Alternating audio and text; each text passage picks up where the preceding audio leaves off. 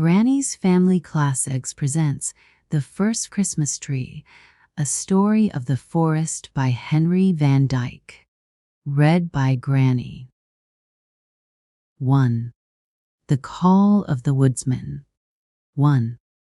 The day before Christmas, in the year of our Lord 722, broad snow meadows glistening white along the banks of the river Moselle, pallid hillsides blooming with mystic roses where the glow of the setting sun still lingered upon them, an arch of clearest, faintest azure bending overhead. In the center of the aerial landscape of the massive walls of the cloister of Pfalzel, gray to the east, purple to the west, silence over all, a gentle, eager, conscious stillness, diffused through the air like perfume, as if earth and sky were hushing themselves to hear the voice of the river faintly murmuring down the valley. In the cloister, too, there was silence at the sunset hour. All day long there had been a strange and joyful stir among the nuns. A breeze of curiosity and excitement had swept along the corridors and through every quiet cell. The elder sisters, the provost, the deaconess, the stewardess, the portress with her huge bunch of keys jingling at her girdle, had been hurrying to and fro, busied with household cares. In the huge kitchen, there was a bustle of hospitable preparation. The little bandy-legged dogs that kept the spits turning before the fires had been trotting steadily for many an hour, until their tongues hung out for want of breath. The big black pots swinging from the cranes had bubbled and gurgled and shaken and sent out puffs of appetizing steam. Saint Martha was in her element. It was a field day for her virtues. The younger sisters, the pupils of the convent, had forsaken their Latin books and their embroidery frames, their manuscripts and their miniatures, and fluttered through the halls in little flocks like merry snowbirds, all in black and white, chattering and whispering together. This was no day for tedious task-work, no day for grammar or arithmetic, no day for picking out illuminated letters in red and gold on stiff parchment, or patiently chasing intricate patterns over thick cloth with the slow needle. It was a holiday. A famous visitor had come to the convent. It was Winfried of England, whose name in the Roman tongue was Boniface, and whom men called the Apostle of Germany. A great preacher, a wonderful scholar, he had written a Latin grammar himself, think of it, and he could hardly sleep without a book under his pillow. But, more than all, a great and daring traveler, a venturesome pilgrim, a high priest of romance. He had left his home and his fair estate in Wessex. He would not stay in the rich monastery of Nidasel, even though they had chosen him as the abbot. He had refused a bishopric at the court of King Carl. Nothing would content him but to go out into the wild woods and preach to the heathen. Up and down through the forests of Hesse and Thuringia, and along the borders of Saxony, he had wandered for years, with a handful of companions, sleeping under the trees, crossing mountains and marshes, now here, now there, never satisfied with ease and comfort, always in love with hardship and danger. What a man he was! Fair and slight, but straight as a spear and strong as an oaken staff. His face was still young. The smooth skin was bronzed by wing and sun.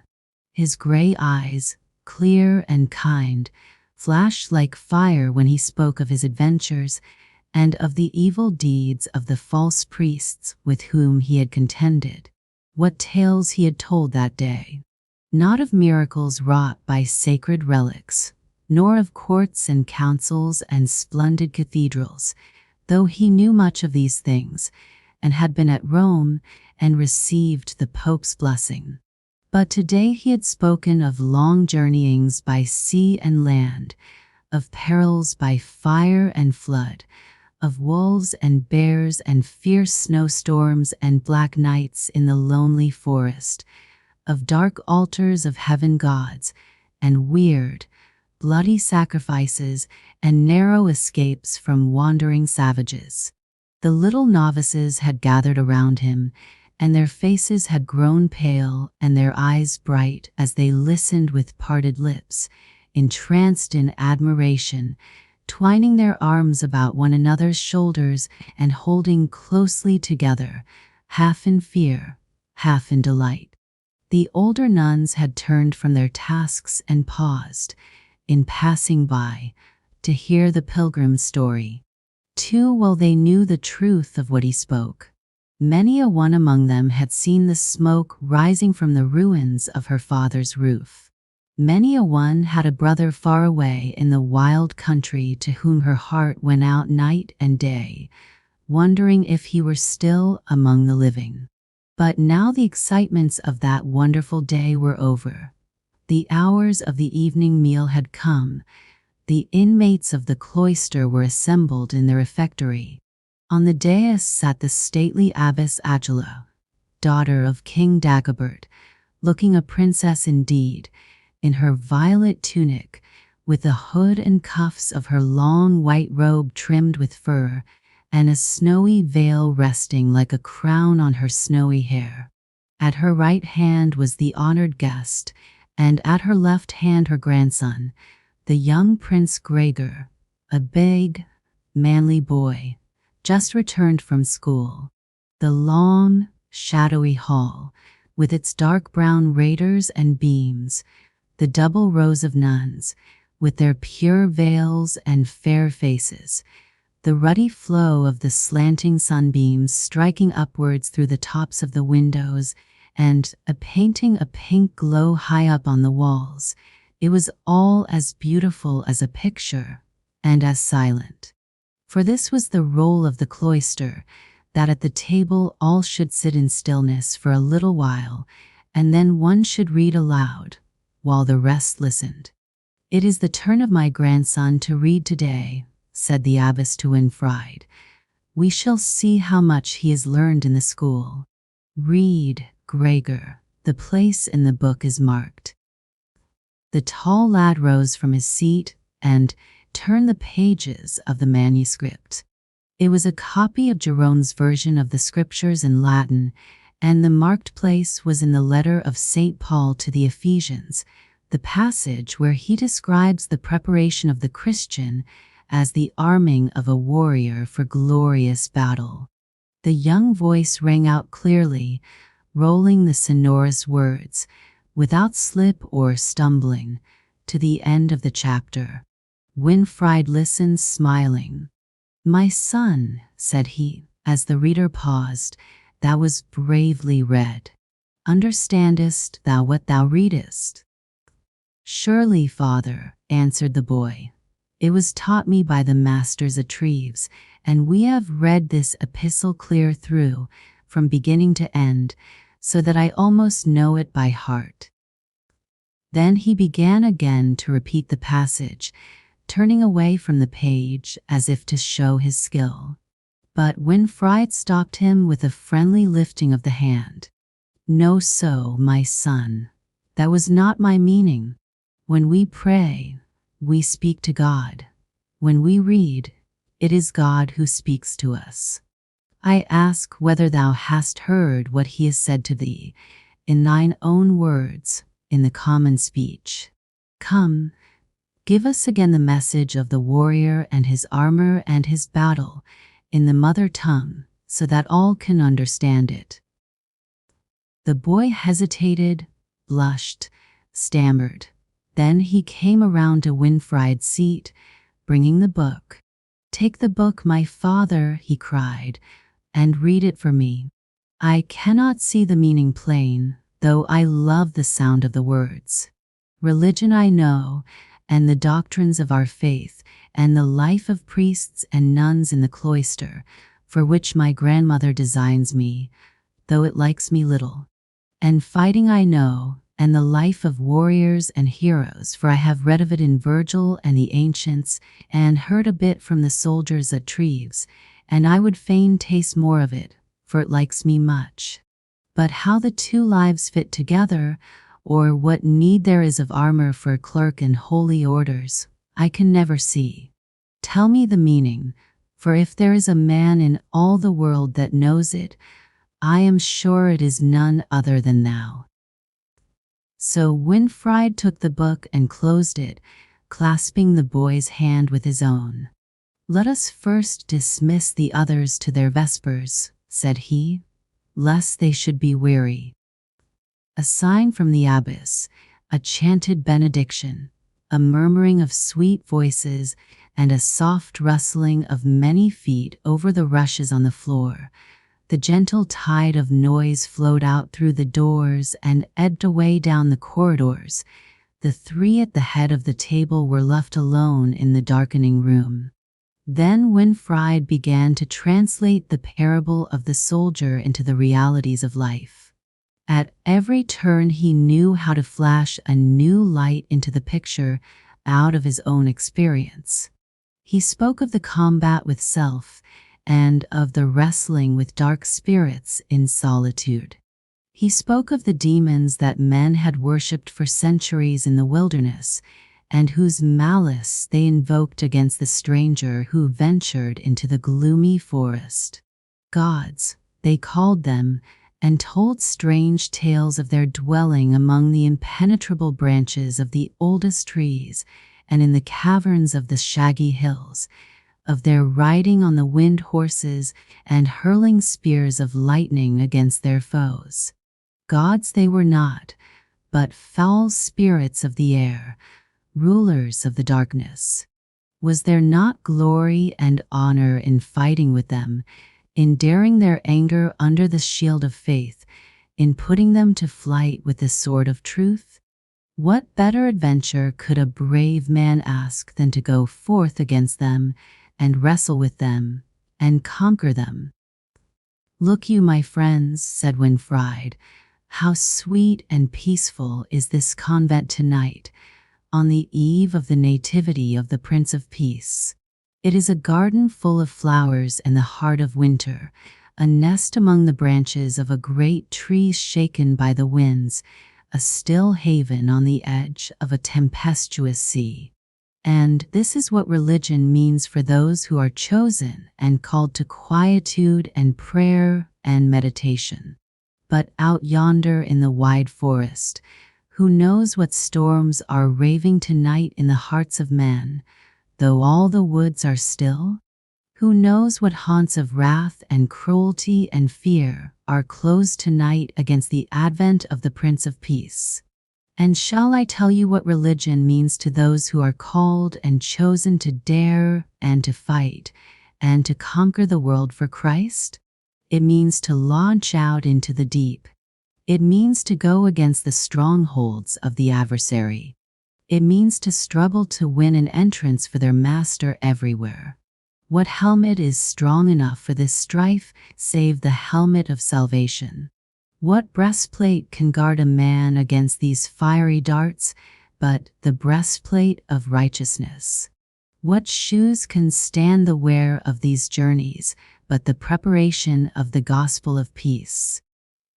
Shoes, he cried again and laughed as if a sudden thought had struck him. He thrust out his foot, covered with a heavy cowhide boot, laced high about his leg with thongs of skin. See here, how a fighting man of the cross is shod. I have seen the boots of the Bishop of Tours, white kid, broidered with silk.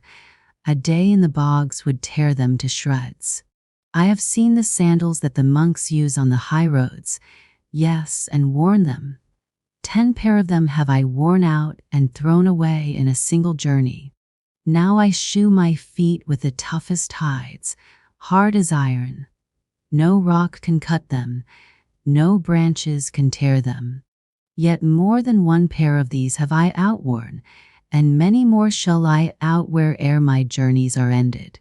And I think, if God is gracious to me, that I shall die wearing them. Better so than in a soft bed with silken coverings. The boots of a warrior, a hunter, a woodsman, these are my preparation of the gospel of peace. Come, Gregor, he said, laying his brown hand on the youth's shoulder. Come, wear the forester's boots with me. This is the life to which we are called. Be strong in the Lord, a hunter of the demons, a subduer of the wilderness, a woodsman of the faith. Come. The boy's eyes sparkled. He turned to his grandmother. She shook her head vigorously. Nay, father, she said, draw not the lad away from my side with these wild words. I need him to help me with my labors, to cheer my old age. Do you need him more than the master does? Asked Winfried, and will you take the wood that is fit for a bough to make a distaff? But I fear for the child. Thy life is too hard for him. He will perish with hunger in the woods. Once, said Winfried, smiling, we were camped by the bank of the river Oru. The table was spread for the morning meal, but my comrades cried that it was empty. The provisions were exhausted. We must go without breakfast, and perhaps starve before we could escape from the wilderness. While they complained, a fish hawk flew up from the river with flapping wings and let fall a great pike in the midst of the camp. There was food enough and to spare. Never have I seen the righteous forsaken, nor his seed begging bread. But the fierce pagans of the forest, cried the abbess, they may pierce the boy with their arrows, or dash out his brains with their axes. He is but a child, too young for the dangers of strife. A child in years, replied Winfried, but a man in spirit. And if the hero must fall early in the battle, he wears the brighter crown, not a leaf withered, not a flower fallen. The aged princess trembled a little. She drew Gregor close to her side and laid her hand gently on his brown hair. I am not sure that he wants to leave me yet. Besides, there is no horse in the stable to give him now, and he cannot go as befits the grandson of a king. Gregor looked straight into her eyes. Grandmother, said he, dear grandmother, if thou wilt not give me a horse to ride with this man of God, I will go with him afoot. The fields around lay bare to the moon. The fields around lay bare to the moon. 2. The trail through the forest. 2. 2 years had passed, to a day, almost to an hour, since that Christmas Eve in the cloister of Pfalzel. A little company of pilgrims, less than a score men, were creeping slowly northward through the wide forest that rolled over the hills of central Germany. At the head of the band marched Winfried, clad in a tunic of fur, with his long black robe girt high about his waist, so that it might not hinder his stride. His hunter's boots were crusted with snow. Drops of ice sparkled like jewels along the thongs that bound his legs. There was no other ornament to his dress except the bishop's cross hanging on his breast and the broad silver clasp that fastened his cloak about his neck. He carried a strong, tall staff in his hand, fashioned at the top into the form of a cross. Close beside him, keeping step like a familiar comrade, was the young Prince Gregor. Long marches through the wilderness had stretched his limbs and broadened his back, and made a man of him in stature as well as in spirit. His jacket and cap were of wolfskin, and on his shoulder he carried an axe with broad, shining blade. He was a mighty woodsman now, and could make a spray of chips fly around him as he hewed his way through the trunk of spruce tree. Behind these leaders followed a pair of teamsters, guiding a rude sledge, loaded with food and the equipage of the camp, and drawn by two big, shaggy horses, blowing thick clouds of steam from their frosty nostrils. Tiny icicles hung from the hairs on their lips. Their flanks were smoking. They sank above the fetlocks at every step in the soft snow. Last of all came the rear guard, armed with bows and javelins. It was no child's play, in those days, to cross Europe afoot. The weird woodland, somber and illimitable, covered hill and vale, tableland and mountain peak. There were wide moors where the wolves hunted in packs as if the devil drove them, and tangled thickets where the lynx and the boar made their lairs. Fierce bears lurked among the rocky passes and had not yet learned to fear the face of man.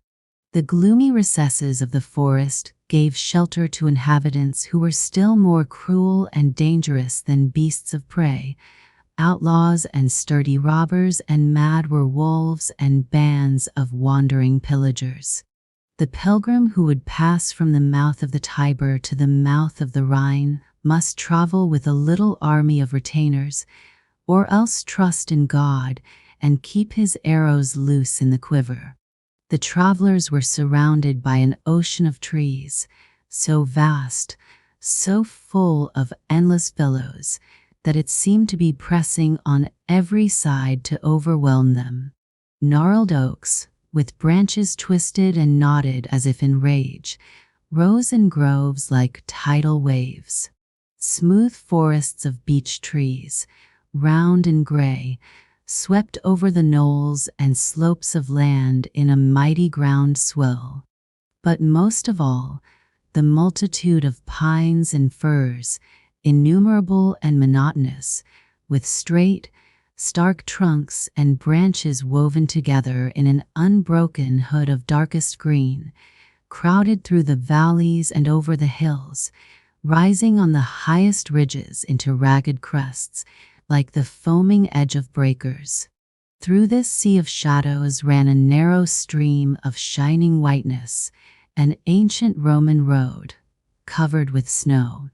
It was as if some great ship had plowed through the green ocean long ago and left behind it a thick, smooth wake of foam. Along this open track the travelers held their way, heavily, for the drifts were deep, warily, for the hard winter had driven many packs of wolves down from the moors. The steps of the pilgrims were noiseless, but the sledges creaked over the dry snow, and the panting of the horses throbbed through the still, cold air. The pale blue shadows on the western side of the road grew longer. The sun, declining through its shallow arch, dropped behind the tree-tops. Darkness followed swiftly, as if it had been a bird of prey waiting for this sign to swoop down upon the world. "Father," said Gregor to the leader, "surely this day's march is done. It is time to rest and eat and sleep. If we press onward now, we cannot see our steps, and will not that be against the word of the psalmist David, who bids us not to put confidence in the legs of a man?" Winfried laughed. "Nay, my son Gregor," said he, "thou hast tripped, even now, upon thy text. For David said only, 'I take no pleasure in the legs of a man.' And so say I, for I am not minded to spare thy legs or mine, until we come farther on our way, and do what must be done this night. Draw the belt tighter, my son, and hew me out this tree that is fallen across the road, for our campground is not here." The youth obeyed. Two of the foresters sprang to help him, and while the soft fir wood yielded to the stroke of the axes, and the snow flew from the bending branches, Winfried turned and spoke to his followers in a cheerful voice that refreshed them like wine. "Courage, brothers, and forward yet a little. The moon will light us presently, and the path is plain. Well know I that the journey is weary, and my own heart wearies also for the home in England, where those I love are keeping feast this Christmas Eve. But we have work to do before we feast tonight. For this is the Yuletide, and the heathen people of the forest have gathered at the thunder oak of Geismar to worship their god, Thor. Strange things will be seen there, and deeds which make the soul black. But we are sent to lighten their darkness, and we will teach our kinsmen to keep a Christmas with us, such as the woodland has never known. Forward, then, and let us stiffen up our feeble knees. A murmur of assent came from the men. Even the horses seemed to take fresh heart. They flattened their backs to draw the heavy loads, and blew the frost from their nostrils as they pushed ahead. The night grew broader and less oppressive. A gate of brightness was opened secretly somewhere in the sky. Higher and higher swelled the clear moon flood, until it poured over the eastern wall of forest into the road. A drove of wolves howled faintly in the distance, but they were receding, and the sound soon died away. The stars sparkled merrily through the stringent air.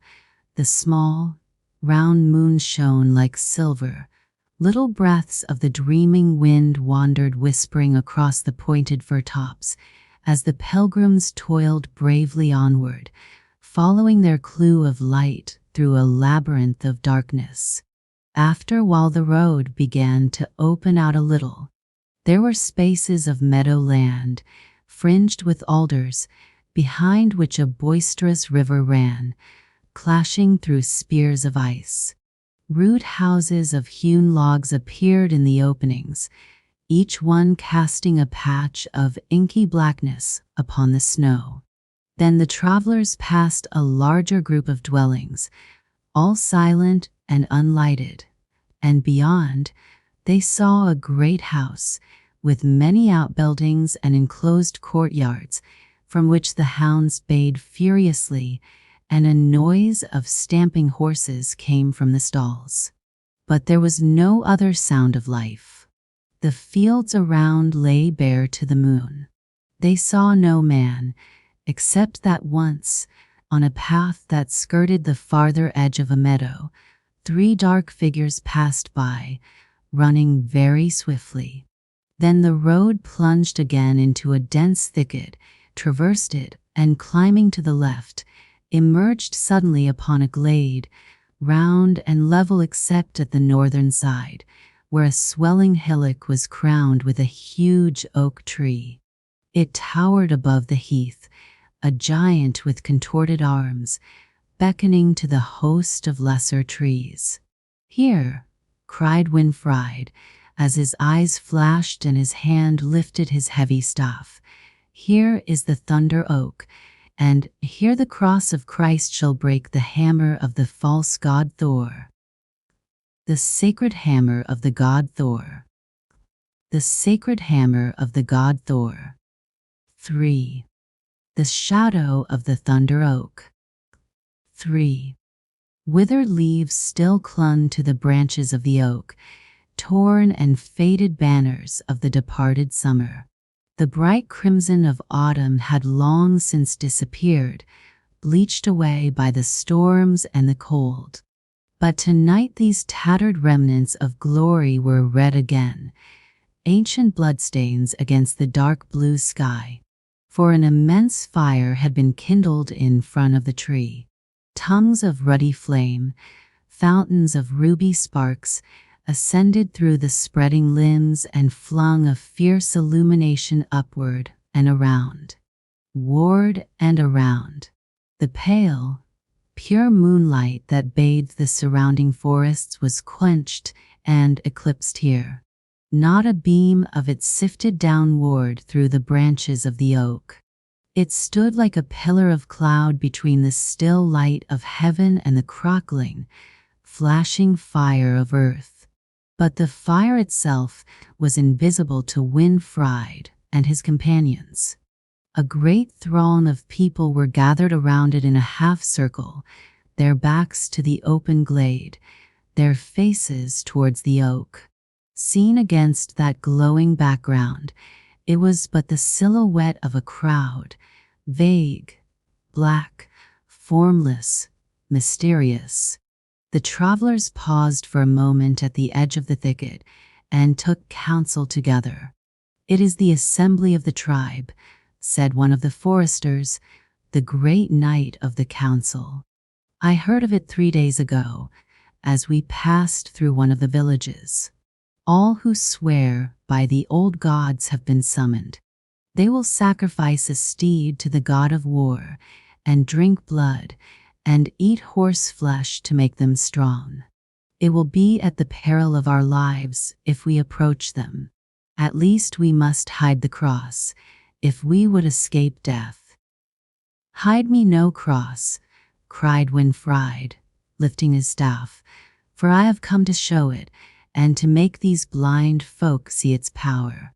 There is more to be done here tonight than the slaying of a steed, and a greater evil to be stayed than this shameful eating of meat sacrificed to idols. I have seen it in a dream. Here the cross must stand and be our rede."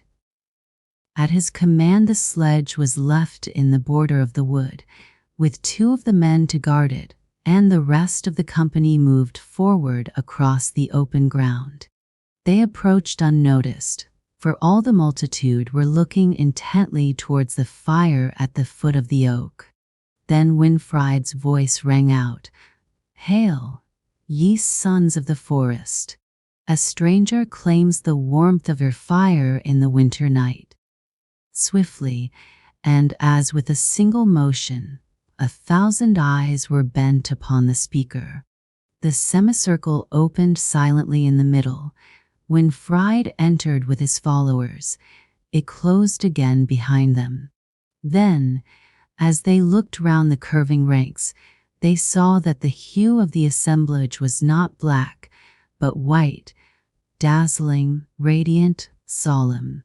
White, the robes of the women clustered together at the points of the wide crescent. White, the glittering burnies of the warriors standing in close ranks. White, the fur mantles of the aged men who held the central place in the circle. White, with the shimmer of silver ornaments and the purity of lamb's wool, the raiment of a little group of children who stood close by the fire. White, with awe and fear, the faces of all who looked at them, and over all the flickering, dancing radiance of the flames played and glimmered like a faint, vanishing tinge of blood on snow. The only figure untouched by the glow was the old priest, Henry, with his long, spectral robe, flowing hair and beard and dead pale face, who stood with his back to the fire and advanced slowly to meet the strangers. "Who are you? Whence come you? And what seek you here?" His voice was heavy and toneless as a muffled bell. "You kinsmen am I, of the German Brotherhood," answered Winfried, "and from England, beyond the sea, have I come to bring you a greeting from that land, and a message from the All-Father, whose servant I am." "Welcome, then," said Henry.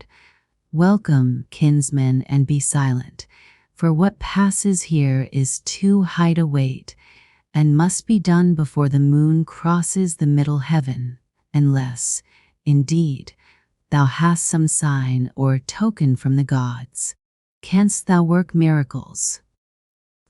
The question came sharply, as if a sudden gleam of hope had flashed through the tangle of the old priest's mind.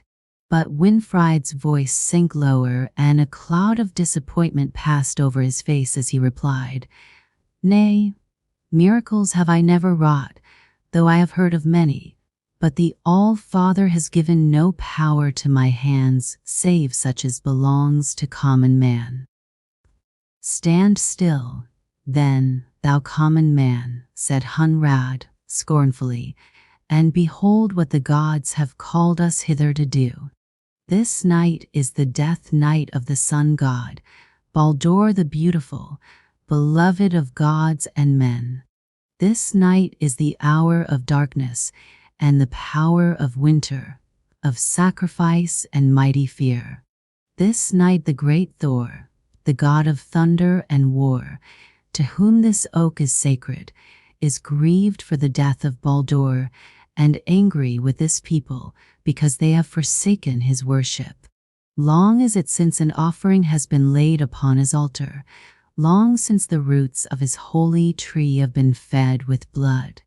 Therefore its leaves have withered before the time, and its boughs are heavy with death.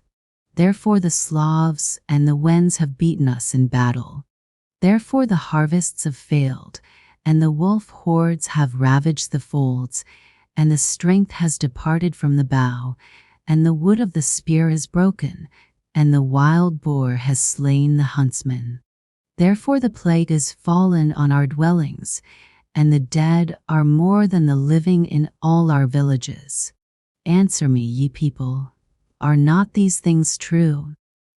A hoarse sound of approval ran through the circle, a chant in which the voices of the men and women blended, like the shrill wind in the pine trees above the rumbling thunder of a waterfall, rose and fell in rude cadences.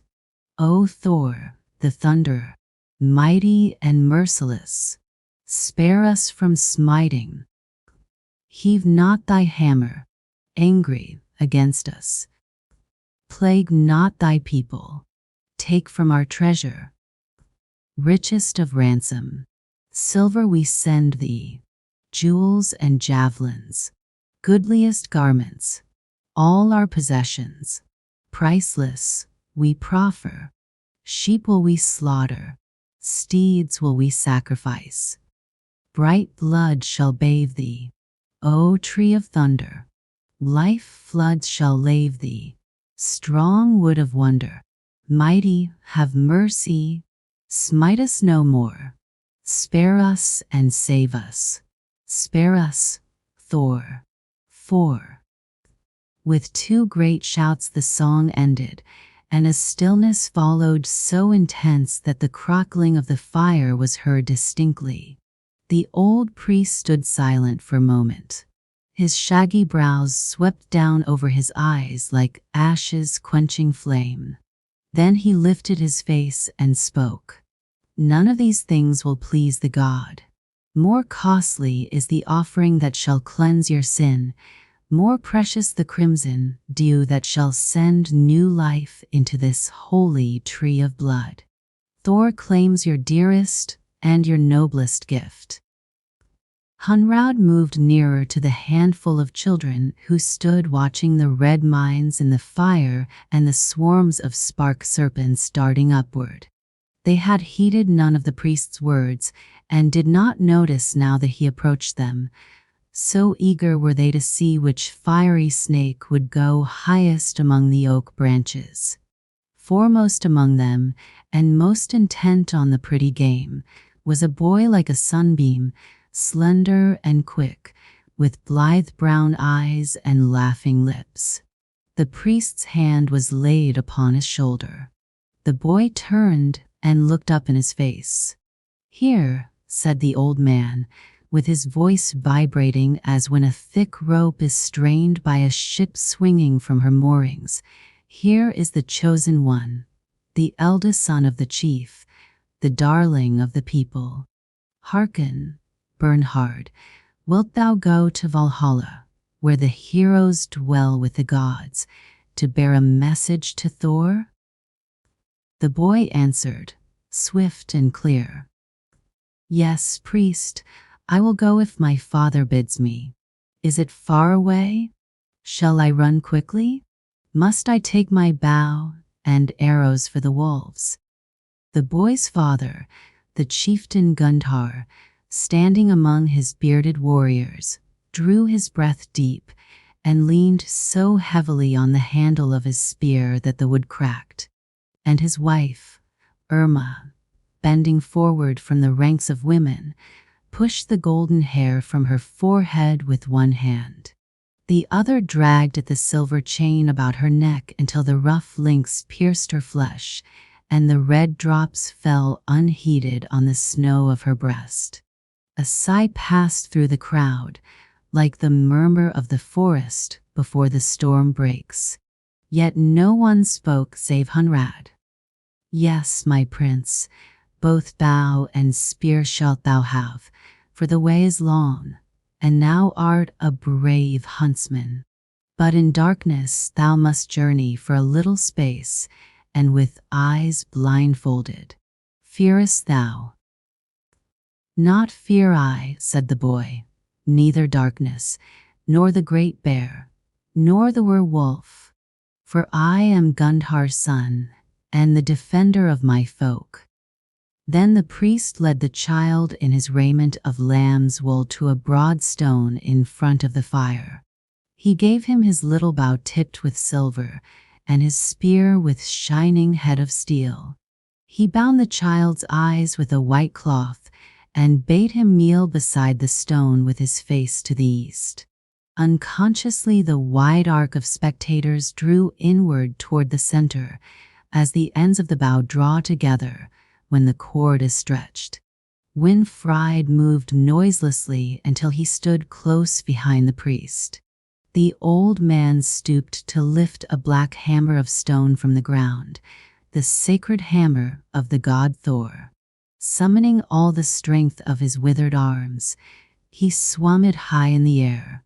It poised for an instant above the child's fair head, then turned to fall. One keen cry shrilled out from where the women stood. "Me, take me, not Bernhard." The flight of the mother towards her child was swift as the falcon's swoop, but swifter still was the hand of the deliverer. Winfried's heavy staff thrust mightily against the hammer's handle as it fell. Sideways it glanced from the old man's grasp, and the black stone, striking on the altar's edge, split in twain. A shout of awe and joy rolled along the living circle. The branches of the oak shivered. The flames leaped higher. As the shout died away, the people saw the Lady Irma, with her arms clasped round her child, and above them, on the altar stone, Winfried, his face shining like the face of an angel. Then Winfried told the story of Bethlehem.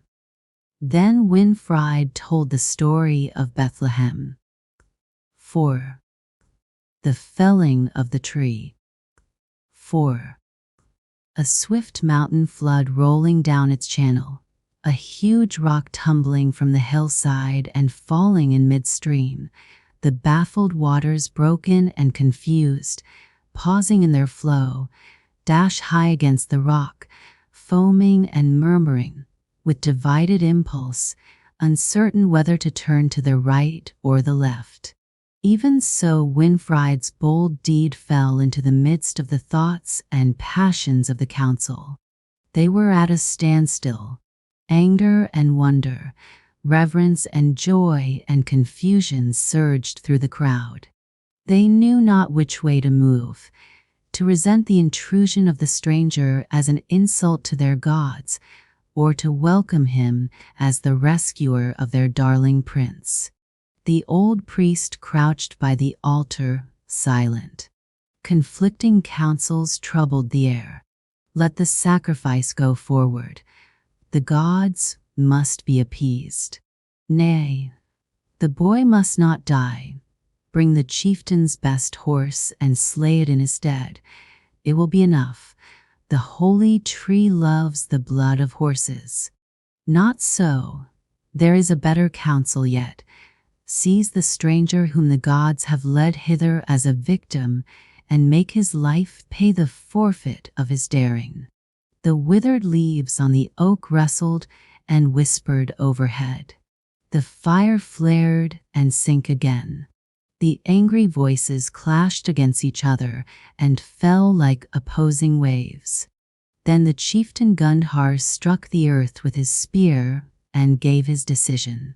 All have spoken, but none are agreed. There is no voice of a council. Keep silence now, and let the stranger speak.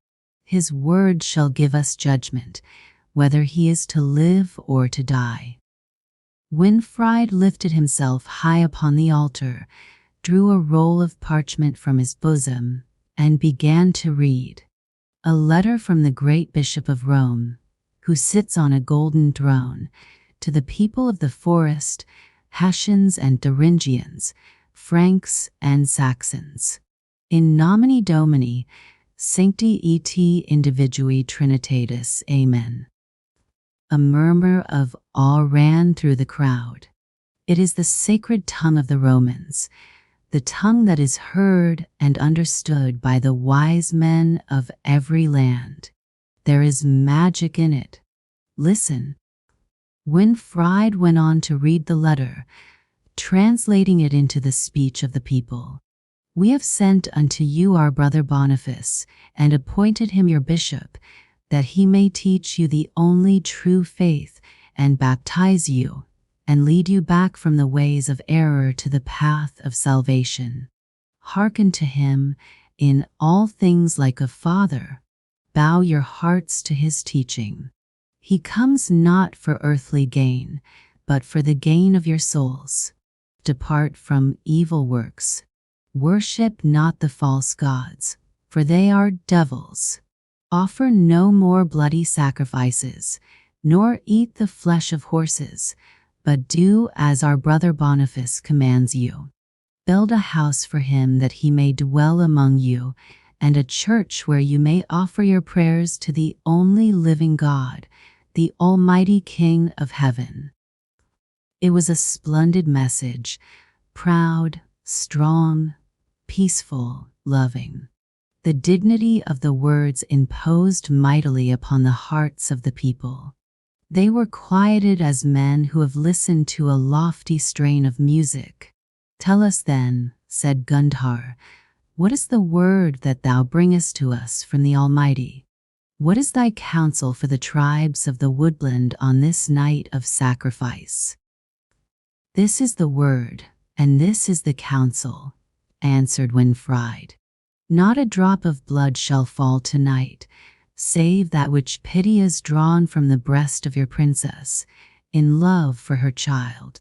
Not a life shall be blotted out in the darkness tonight, but the great shadow of the tree which hides you from the light of heaven shall be swept away. For this is the birth night of the white Christ, Son of the All-Father, and Savior of mankind. Fairer is he than Baldur the beautiful, greater than Odin the wise, kinder than Freya the good. Since he is come to earth, the bloody sacrifices must cease. The dark Thor, on whom you vainly call, is dead. Deep in the shades of Niflheim, he is lost forever. His power in the world is broken. Will you serve a helpless God? See, my brothers, you call this tree his oak. Does he dwell here? Does he protect it? A troubled voice of assent rose from the throng. The people stirred uneasily. Women covered their eyes. Hunrad lifted his head and muttered hoarsely, Thor, take vengeance. Thor. Winfried beckoned to Gregor. Bring the axes, thine and one for me. Now, young woodsman, show thy craft. The king tree of the forest must fall, and swiftly, or all is lost. The two men took their places facing each other, one on each side of the oak. Their cloaks were flung aside, their heads bare. Carefully they felt the ground with their feet, seeking a firm grip of the earth. Firmly they grasped the axe helves and swung the shining blades. Tree God, cried Winfried, art thou angry? Thus we smite thee. Tree God, answered Gregor, art thou mighty? Thus we fight thee. Clang, Clang! The alternate strokes beat time upon the hard, ringing wood. The axe heads glittered in their rhythmic flight, like fierce eagles circling about their quarry. The broad flakes of wood flew from the deepening gashes in the sides of the oak. The huge trunk quivered. There was a shuddering in the branches. Then the great wonder of Winfried's life came to pass. Out of the stillness of the winter night, a mighty rushing noise sounded overhead. Was it the ancient gods on their white battle steeds, with their black hounds of wrath and their arrows of lightning, sweeping through the air to destroy their foes? A strong, whirling wind passed over the treetops. It gripped the oak by its branches and tore it from its roots. Backward it fell, like a ruined tower, groaning and crashing as it split asunder in 4 great pieces. Winfried let his axe drop and bowed his head for a moment in the presence of almighty power. Then he turned to the people. "Here is the timber," he cried, "already felled and split for your new building. On this spot shall rise a chapel to the true God and his servant Saint Peter. And here," said he, as his eyes fell on a young fir tree, standing straight and green, with its top pointing towards the stars, amid the divided ruins of the fallen oak, "here is the living tree, with no stain of blood upon it, that shall be the sign of your new worship. See how it points to the sky. Let us call it the tree of the Christ child. Take it up and carry it to the chieftain's hall. You shall go no more into the shadows of the forest to keep your feasts with secret rites of shame. You shall keep them at home, with laughter and song and rites of love. The thunder oak has fallen, and I think the day is coming when there shall not be a home in all Germany where the children are not gathered around the green fir tree to rejoice in the birth night of Christ." So they took the little fir from its place and carried it in joyous procession to the edge of the glade and laid it on the sledge. The horses tossed their heads and drew their load bravely, as if the new burden had made it lighter. When they came to the house of Gundhar, he bade them throw open the doors of the hall and set the tree in the midst of it. They kindled lights among the branches until it seemed to be tangled full of fireflies. The children encircled it, wondering, and the sweet odor of the balsam filled the house.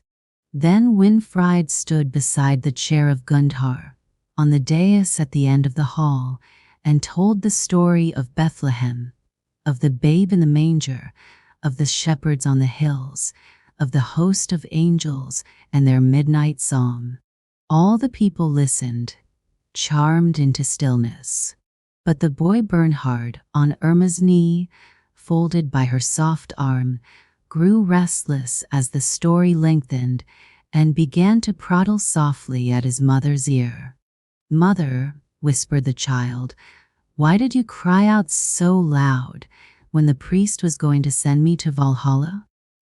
"Oh, hush, my child," answered the mother and pressed him closer to her side.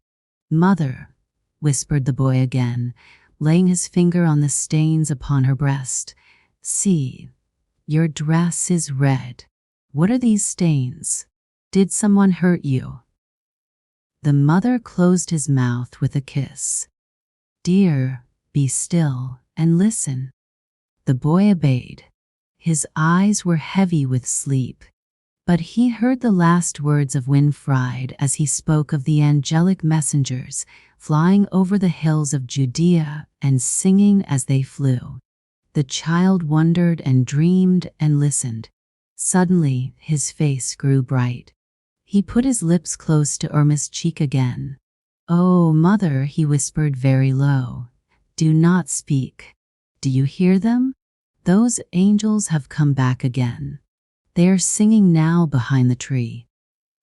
And some say that it was true, but others say that it was only Gregor and his companions at the lower end of the hall, chanting their Christmas hymn.